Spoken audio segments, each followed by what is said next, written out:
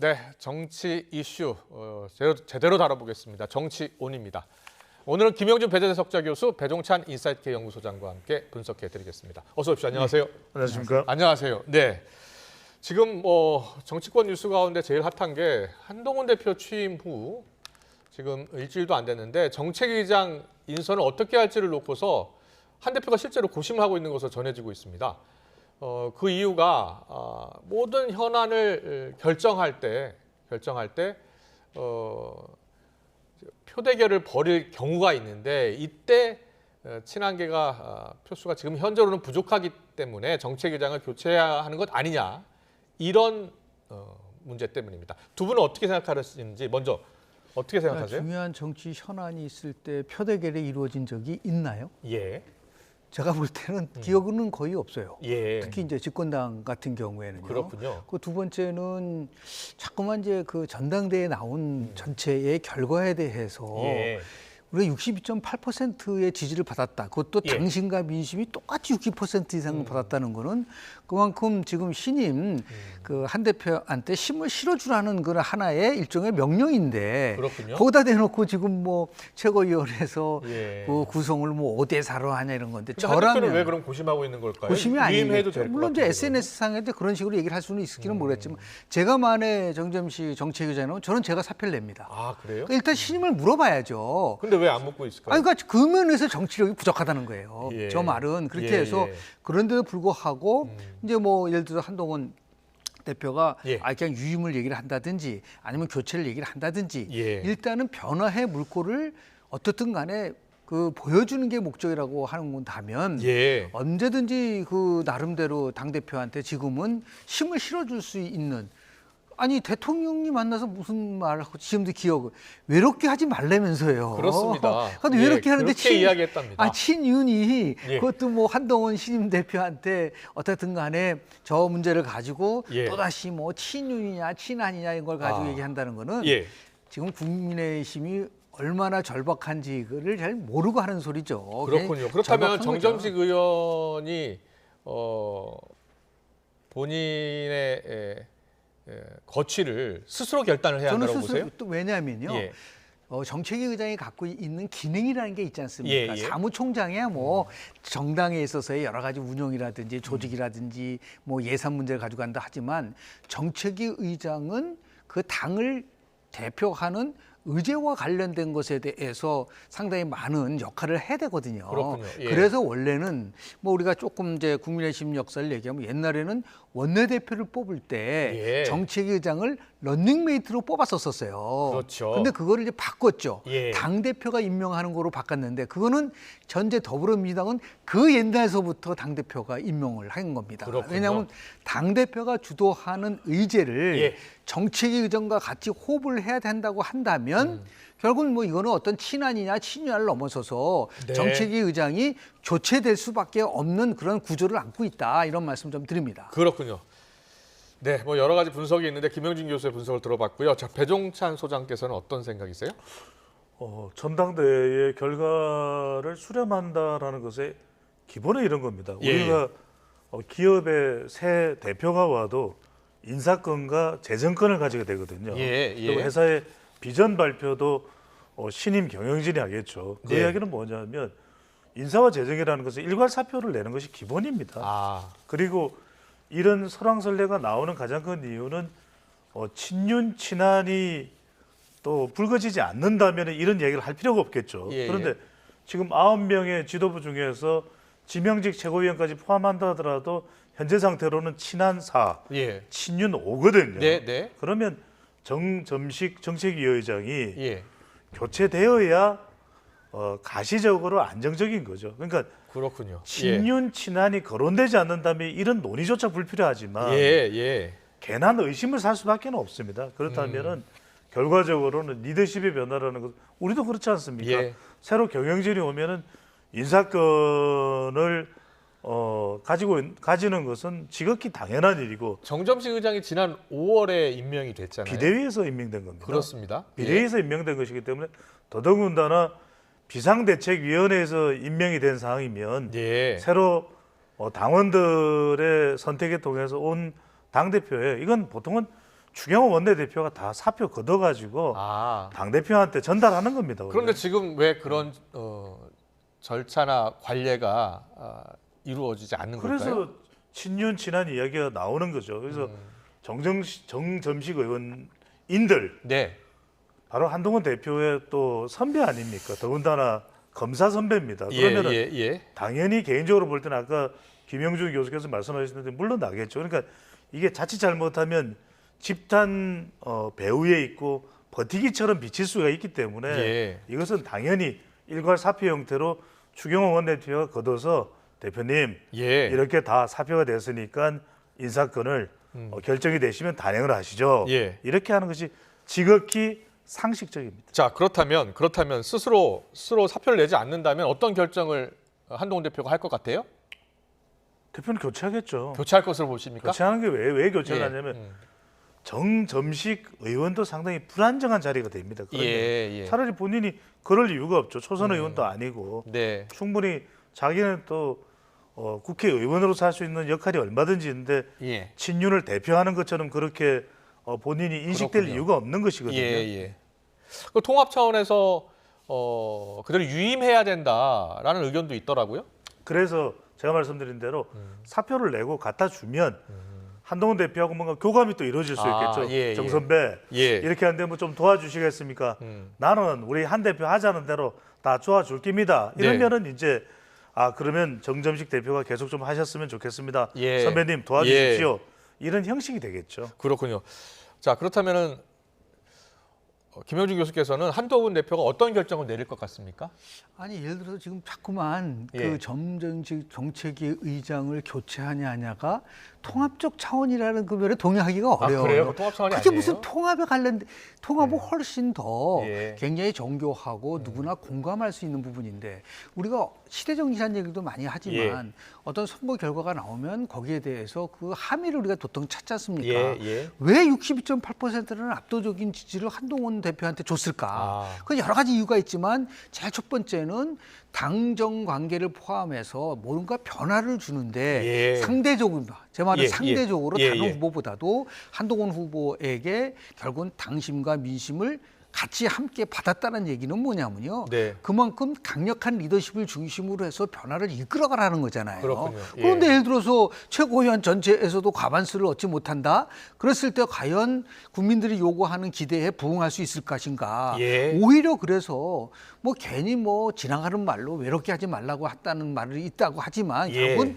제가 말씀드리지만은 한동훈 대표하고 윤석열 대통령은요, 이건 치킨 게임을 하는 게 아니. 친윤과 친한은 치킨 게임을 하는 순간 공멸한다. 이거는 함께 더불어서 협력 게임으로 갈 수밖에 없는 구조라고 한다면 일단은 한동훈 대표한테 힘을 실어주는 거가 오히려 더 이 현재에 처한 위기, 지금 방송사법 포함해가지고 국회 상황을 한번 보십시오. 이런 상황 속에서 무슨 뭐 최고위원회에 있어서 5명은 친아이다, 뭐 4명은 이거 지금 너무 한가한 그런 그 논쟁이 있는 것이 아닌가라는 생각을 좀 하게 됩니다. 오늘 김재원 국민의힘 최고위원은 상임 정국위원회 가서 당원을 해석하는 게 맞지 않냐 이런 이야기까지 나왔습니다. 그러니까는 정책위장 임기가 1년인데 그 1년을 계속 물러나지 않고 지키려 한다면 결국은 해석이 필요한데 상임 정국위원회 가서 당원을 해석하는 게 맞지 않겠냐라는 말까지 나왔어요. 김재원 최고위원도 한동훈 대표의 과 선배이기도 하고 또 법조인인데 다분히 이런 설명은 존재감이겠죠. 나는 친한은 아니니까 내 목소리를 계속 낼 수밖에 없고 인사권도 설정 내 영향력도 어느 정도 있다라는 것을 한동훈 대표가 겁니까? 잊어서는 안 될 것 같고 TK를 대표하는 정치인으로서 나의 존재감이 있다는 것을 좀 알아줬으면 좋겠다는 그런 차원으로 이해해야 되지 않을까 싶습니다. 알겠습니다. 자, 어떤 결정을 내릴지 지켜보고요. 자, 그러면 다음 키워드로 넘어가 보겠습니다. 다음 키워드 보여주세요.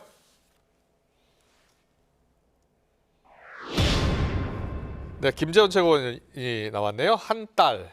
국민의힘 김재원 최고위원이 한동훈 대표 팬덤을 이야기하면서 저렇게 이야기를 했습니다. 이름은 물론 분위기 또한 민주당과 비슷하다라고 했는데요. 어떤 이야기했는지 듣고 오겠습니다. 한 달이 딸이라는 말이 유행하던데 그래요?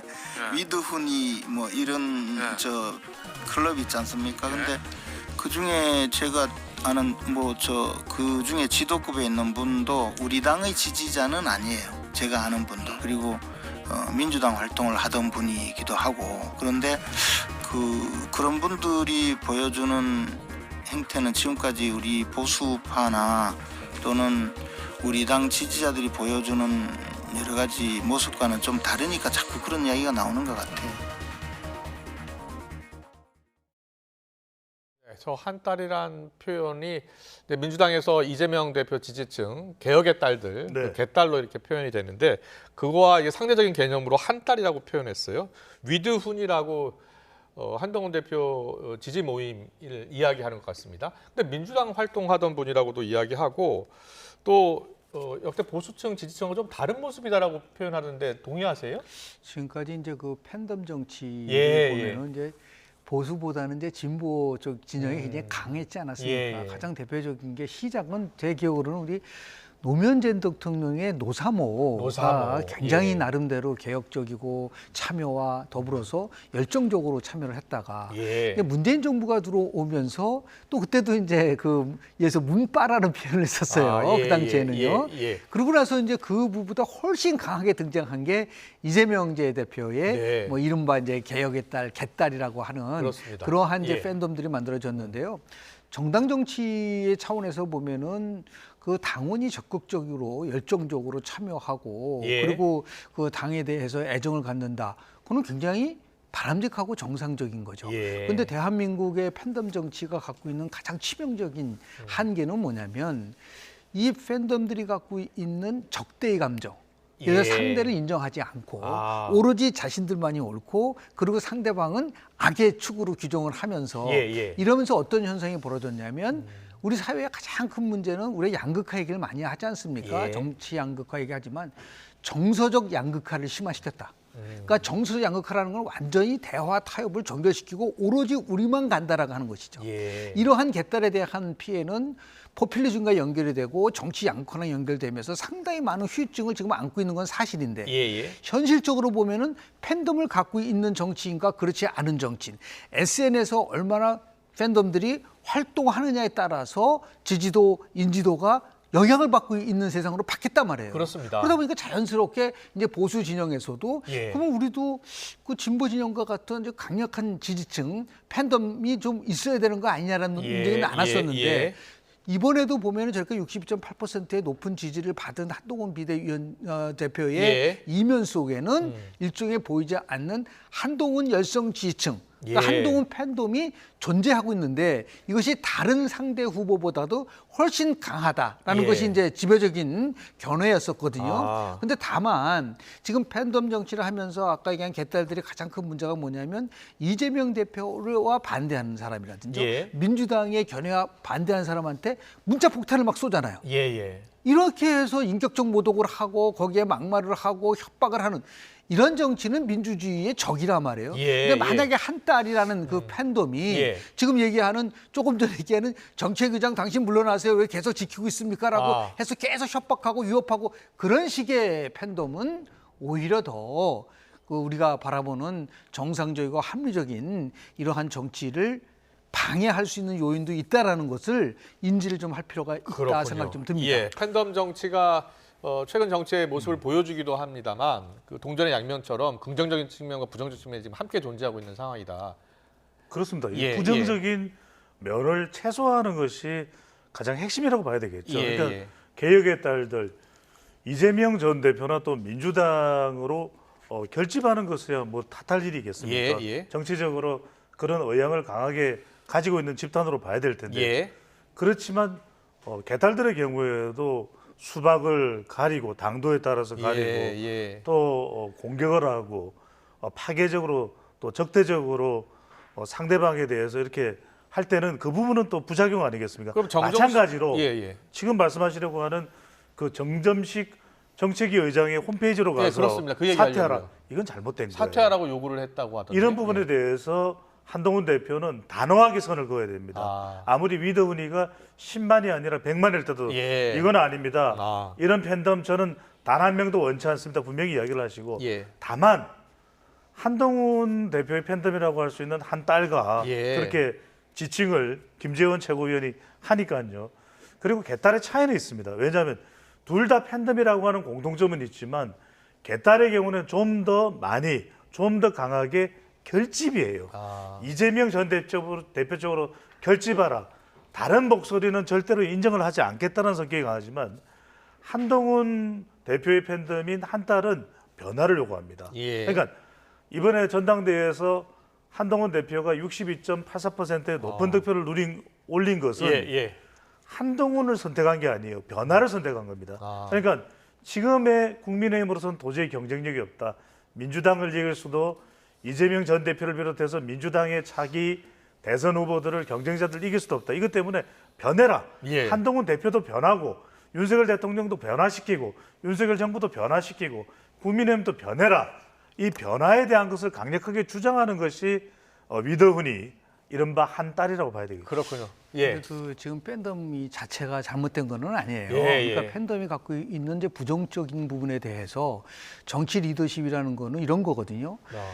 정치 지도자가 자신의 비전과 정책을 가지고 자신의 지지층을 설득을 해야죠. 근데 그렇지 않고 오히려 선동하고 혐오감을 주게 만들고 이게 한다는 거는 큰 뜻에서 리더십의 직무유기라고 볼 수 있는 거예요. 그러니까 지지층을 정치인이 직접 설득해야 된다. 그걸 설득을 해야 돼. 그래서 한때 이런 기억이 그렇군요. 나시지 않아요? 예. 문바가 굉장히 문제가 됐을 때 당시 문재인 대통령이 뭐라 그랬어요?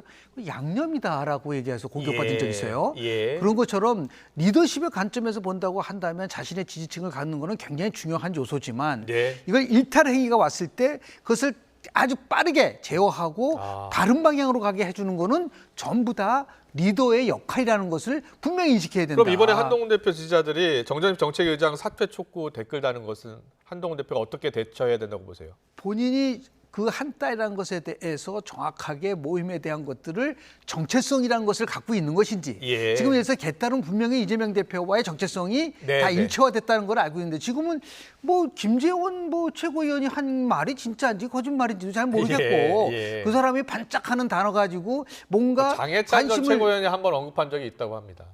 오늘도 언급을 했네요. 장해찬 최고위원이. 그렇기 때문에 이 문제는 핵심은 그겁니다. 어떻든 간에 지도자가 어떻게 나라를 이끌고 더 나가서 정치를 할 것이냐에 대한 철학이 확고하다면은 민주주의를 파괴하는 행동이 있다고 한다면 그건 단호하게 예를 들어서 차단해야 되지 않을까 라는 생각을 좀 하게 됩니다. 알겠습니다. 두 분 다 여론조사 전문가분들이니까 여론조사 좀 잠깐 짚고 가겠습니다. 금요일 나온 갤럽 조사를 보니까 차기 지도자 선호도 묻는 질문이 있었는데 이재명 대표 22%, 한동훈 대표 19% 나온 조사가 있었습니다.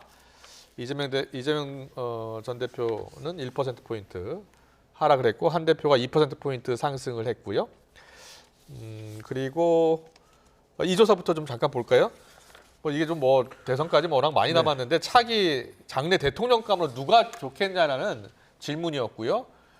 이게 주관식 답변이었다는 점도 맞습니다. 말씀드리겠습니다. 한국 갤럽은 주관식인데 자 그래프를 보시면서 주목을 해보실 부분이 아직까지 누군가가 압도적이지는 않습니다. 그런데 이재명 전 대표의 경우에는 전당대회가 진행되는 상황에서도 1%포인트가 내려왔어요. 이건 관심도와 주목도의 영향이라고 볼 수 있습니다. 그러니까 오히려 지지율이 더 올라가야 되는데 역으로 내려온 역컨벤션 효과가 나타난 거죠. 그러니까 오차범위 내니까요. 물론 오차범위 내긴 합니다만 작은 퍼센티지라고 해서 무의미한 건 아닙니다. 그래서 지금 민주당에 제가 우리 온 시간을 통해서도 거듭 말씀드렸습니다만 이재명의 적은 이적이다. 이재명 대표가 자기 스스로의 이 제한적인 상황을 어떻게 극복하느냐. 그죠?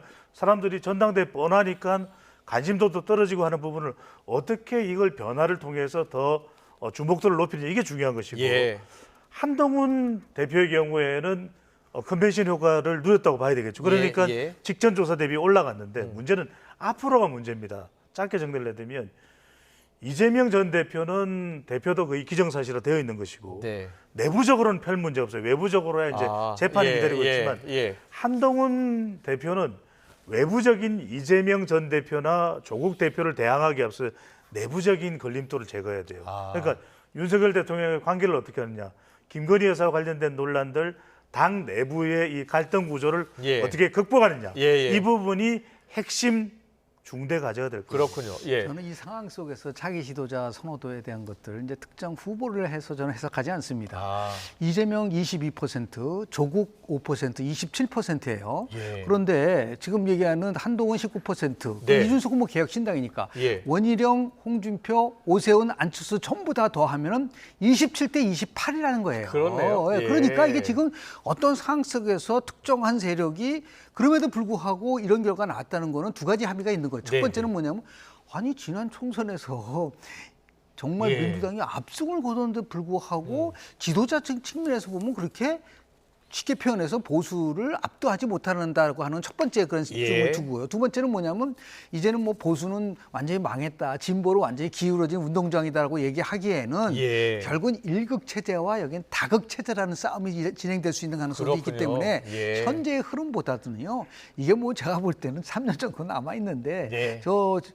그 선호도가 얼마나 계속 지속될 것이냐도 문제고 네. 뭐 애석하게도 이재명 지금 조국 예. 두 지도자는 지금 사법 리스크가 여전히 남아 있는 상태이기 예. 때문에 아마도 2026년도 지방선거 좀 알겠습니다. 끝나고 나서 예. 그러면 2027년 3월 달이 대통령 선거니까 그렇군요. 그럴 경우에는 뭐 한 9개월 10개월 남지 않겠습니까? 예. 이제 그때에 정말 나름대로 정치 지도자가 얼마나 많은 변화가 올지를 한번 보는데 다만 현재는 진보든 보수든 팽팽하게 그렇게 봐야 보고 되겠군요. 있고 되지 예. 않을까 생각 좀 하게 됩니다. 알겠습니다. 또 합해 보니까 비슷비슷하네요. 그렇습니다. 예, 잘 들었습니다. 그리고 갤럽 조사에서 윤석열 대통령 지지율이 나왔었는데 한번 잠깐 볼까요? 보면 긍정 평가가 1%포인트 떨어진 28, 그리고 부정 평가는 3%포인트 오른 63%를 기록했는데요. 긍정 평가 이유로는 외교가 36%를 차지했는데 부정 평가 이유를 잠깐 보면요. 경제 민생 물가가 14고 김건희 여사 문제가 9를 기록했습니다. 자, 김건희 여사 문제가 5%포인트 올랐네요. 네. 자, 어떻게 해석해야 될까요? 그러니까 두 가지 포인트를 볼 필요가 있을 것 같은데 네. 앞서 이제 추세선을 먼저 한번 보고 다시 한번 볼까요? 긍정과 부정의 예. 이유를 한 번 더 보겠습니다. 거의 비슷하던데요, 지금 네. 보니까. 예. 자, 그래도 추세를 보면은 7월 둘째 주 25%에서 29%까지 올라가는 이유는 예. 큰 이유로는 그래도 국민의힘 전당대회가 주목을 받으면서 컨벤션 효과가 있었다. 컨벤션 효과가 커플링되면서 예. 윤석열 대통령은 지지율까지 견인했거든요. 물론 여기에는 이제 체코 원전을 수주한 두코바니 효과도 일부는 있겠죠. 예. 그런데 더 상승하지 못하고 30%대로 못 올라가고 결국 28%로 1%포인트 인들 내려온 것은 뭐냐면 네. 제가 거듭 말씀드렸는데 윤석열 대통령이 어쨌든 돌파할 수밖에 없는 게 두 가지입니다. 최상병 특검법을 비롯한 이 특검법 이슈, 예. 그다음에 김건희 여사와 관련된 얼마 전에 수사도 받았지만 일단락이 안 되는 것이거든요. 예. 제가 이래라 저래라 이렇게 저렇게 어떤 것이 최선의 방법인지는 알 수 없다 하더라도 이게 예. 결과적으로는 돌파할 수밖에 없는 이슈인 것을 보는 거죠. 자, 긍부정 이유 한 번 더 보여주십시오. 예. 그래서 긍정평가, 부정평가 보여주세요. 계속 부정평가 이후에는 뭐 이전에 보면 의정 갈등도 올라오고 경제도 올라오고 뭐 소통 경제는 뻔히 올라왔던 이슈거든요. 그런데 예. 다시 김건희 여사와 관련돼서 얼마 전에 이원석 총장의 패싱 논란 또 수사 장소의 논란 이런 게 되니까 또 윤석열 대통령 국정 운영 평가에는 부담되는 요인으로 올라오거든요. 예. 그러니까 어쨌거나 저쨌거나 윤석열 대통령의 지지율을 더 견인하기 위해서는 분명히 이 특검법과 김 여사 이슈는 돌파를 해야 되는데 이게 결과적으로는 해법이 분명히는 마련돼야 된다라는 것이죠. 그렇군요. 예. 그 제2부속실 설치, 특별감찰관 임명 이 문제는 어떻게 될 것 같아요? 그래서 반복적으로 나온 예, 얘기잖아요. 계속해서 네. 이야기가 나오고 있긴 한데 실제로는 지금 이행되고 있지는 않은 것 같아요. 이 부분에 대한 이제 나름대로 예. 결정을 좀 해야 될 거라고 보는데요. 대통령 지지도가 예. 12주 동안 20%대 담보하고 있다라는 건요. 거의 우리가 그동안 여론조사 결과를 보면은 한 집권 한 4년 차 정도에 나타나는 현상들인 거예요. 그렇군요. 근데 이게 예. 지금 집권 2년이 끝나는 이 시점에서 12주면은 석 달 동안이잖아요. 예. 석 달 동안 그러면 석 달 거꾸로 올라가면 총선 끝나고 나서 지금까지 그대로라는 거잖아요. 그 말은 뭐냐면 총선 끝나고 저렇게 집권 여당이 패배했으면 뭔가 큰 변화, 특히 대통령실의 변화가 있지 않을까라고 예, 했는데 없는데요.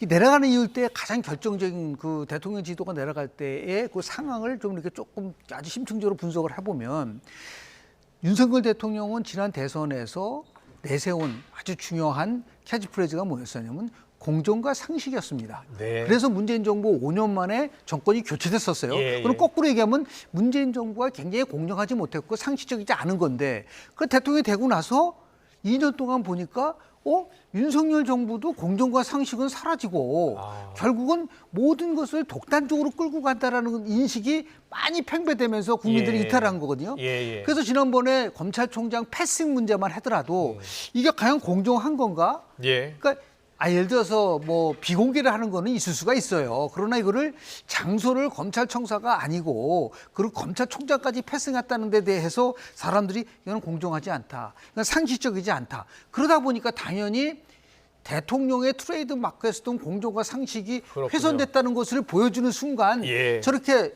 딱 지지율이 떨어지는 걸 보여주기 때문에 예, 예. 앞으로라도 예. 지지율을 상승시키려면 정책적 사항도 중요하지만 대통령의 태도라든지 아니면 국민이 감정을 갖고 있는 가장 기본적인 것에 대해서는 공감성을 좀 높여야 된다. 예. 그렇지 않으면 제가 볼 때는 이 12주 동안 20%대의 지지율을 극복하기는 참 어려울 수 있다라는 그렇군요. 말씀을 좀 드립니다. 예, 알겠습니다. 김건희 여사 문제와 관련해서 이제 김경률 전 비대위원이요 여러 얘기를 했었는데 오늘 라디오 인터뷰에서 금감원장 제안 논란과 관련해서 한동훈 대표가 아닌 대통령실이 했다라고 하면서 그 당시 때 이 문제를 제기했었던 원희룡 후보에게 정치판에서 퇴출돼야 한다라고 아주 강도 높게 비판하더라고요. 어떻게 들으셨어요? 그러니까 이게 뭐 인사 제한이 있었고 이런 부분 자체가 이제 연관 짓는 부분 그리고 한동훈 대표의 어떤 싱크탱크 역할을 했다. 예, 예. 김경률 회계사와 진중권 교수가 그런 게 가당치 않다라는 것을 선을 아주 강력하게 그은 것이죠. 네. 그러니까 그런 설왕설래가 있을지는 모르겠지만 또 비대위원을 하면서 또 한동훈 대표와 상당히 가까웠다라고 하는 그런 또 인식이 돼버렸지 않습니까? 예, 예. 그러면서 말이 앙뚜안했더라고 하는 발언 자체가 김건희 여사를 직격했던 것이고 네. 그것이 빌미로 해서 또 한동훈 대표와 윤석열 대통령이 극도로 멀어지게 되는 예. 계기가 된 거 아니냐라는 예. 것에 대해서 본인 스스로는 아무런 관련이 없다. 이런 이야기가 나오고 자기와 연관 짓는 것에 대해서 환멸을 느낀다라고 표현을 한 건데 저는 그듭 이 말씀을 좀 요약적으로 드리고 싶은 네, 게 네.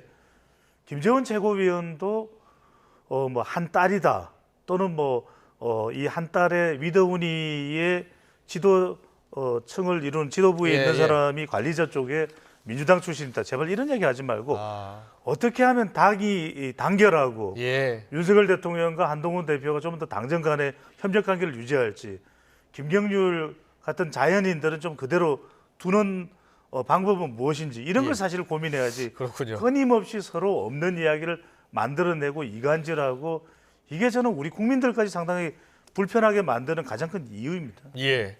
원희룡 후보 경선 때 대선 후보 경선 때 많이 도와줬었나 봐요. 근데 이번에 굉장히 크게 실망을 했다라고 이야기하더라고요. 예. 인간적인 신뢰 문제가 이제 깨진 거라고 보는데요. 김경률 지금 뭐 전 비대위원이죠. 네. 대통령 선거 있을 때 선대위원장을 제안한 쪽도 윤석열 대통령 쪽이라고 얘기를 그렇다고 했고요. 하더라고요. 예. 지금도 저 얘기 아니겠습니까? 예. 금강원장 제안한 거는 한동훈 지금 대표가 추천한 게 사실이 아니다라고 원희룡 후보 대통령 후보 경선에 나가서 유튜브 방송을 같이 도왔다라고 얘기하는 이 부분은 결국 뭐냐면 그만큼 둘 사이에서 신뢰관계는 있었는데 네. 이번 당대표 경선 과정 속에서 그동안 아마 제가 볼 때는 많은 분들이 그 지적을 많이 하더라고요. 옛날에 원희룡 그 장관에 대해서 갖고 있었던 예, 기본적인 예. 이미지가 있었거든요. 특히 이제 2000년도에 오세훈 시장이랑 같이 이제 처음 입문한 그렇습니다. 사람이에요. 예. 그러니까 벌써 2024년이니까 24년 됐거든요. 그래도 그 당시에 젊은 개혁의 아이콘으로 원희룡 장관이 굉장히 부각됐었는데 그렇습니다. 이번에 이제 굉장히 맞습니다. 서로 갈등하고 그리고 한 대표와의 나름대로의 그 투쟁 속에서 그렇군요. 저렇게 예. 나름대로 상황이 좀 꼬이다 보니까 네.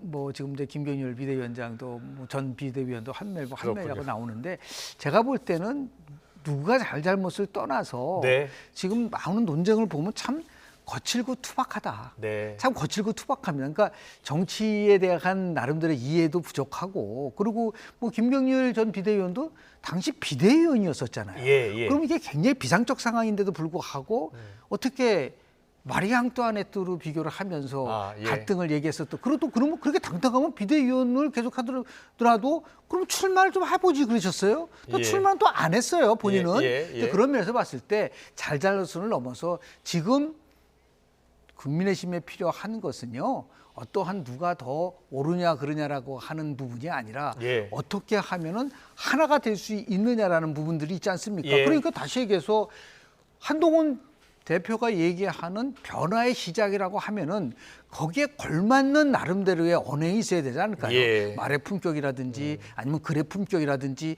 이런 것들을 가져가서 좀 논쟁이 됐으면 좋겠는데 제가 볼 때는 지금 이제 너무 저 국민의힘의 내부 사정은 국민들로 하여금 상당히 좀 어색할 뿐만 아니라 그렇기 때문에 오늘 리얼미터 조사에서도 조금 지지가 충분히 떨어지는 그러한 효과를 가고 있지 않을까라는 생각을 좀 하게 됩니다. 네, 알겠습니다. 잘 들었습니다. 다음 키워드 보겠습니다. 자, 다음 키워드는 뭔가요? 네, 김민석 의원이 나왔네요. 맹추격입니다. 민주당 최고위원 경선에서 4위 후보였던 김민석 후보가 선두 정봉주 후보를 단숨에 바짝 따라붙었습니다. 영상으로 만나보고 오겠습니다.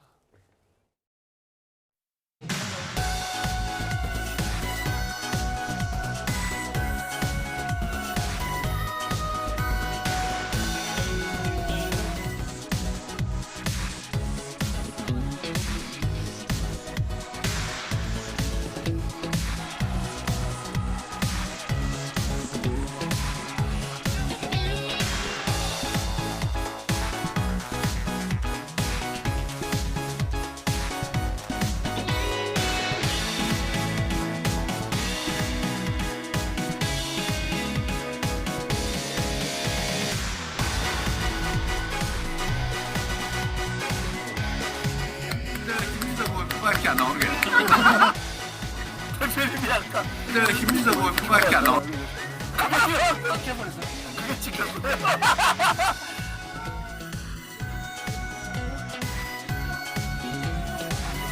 지금 쫓아오지 말고 쫓아올 거고 확 뒤집어라 빨리. 그러다 보니까 제가 표가 안 나올까 이제 좀 걱정되긴 하더라고요.